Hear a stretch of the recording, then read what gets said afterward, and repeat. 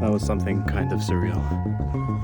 That's me in an anti-radiation suit, because thousands of miles away, there's a piece of land with a dark backstory. Time for an overnight train to one of the most heavily nuked places on the planet.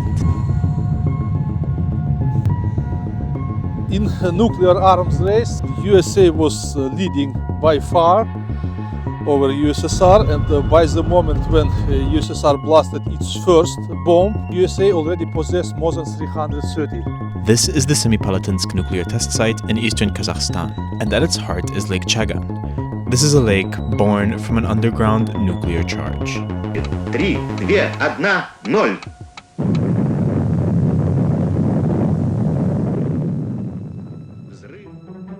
Following the nuclear explosion, the blast crater was filled with water, creating Lake Chagan.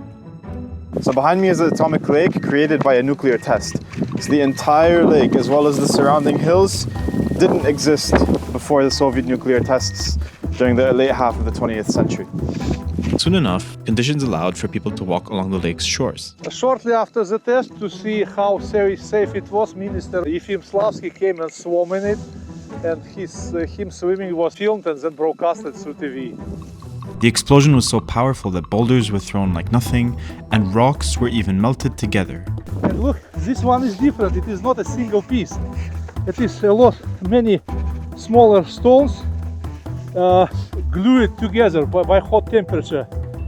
The blast that created Lake Chagan was one of almost 500 nuclear explosions that occurred in Semipalatinsk over the course of the Cold War. With such a huge history of radioactive exposure, you would expect this to be a wasteland, but that's far from the case. Not only is animal life plentiful, but the National Nuclear Center of Kazakhstan has even planted a garden that's flourishing.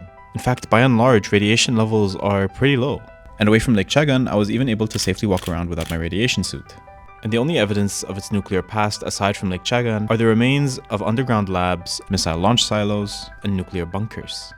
Still, it's a sobering reminder of the destructive power of nuclear weapons and the Cold War, a time we view as faraway history that is in reality just barely in the past.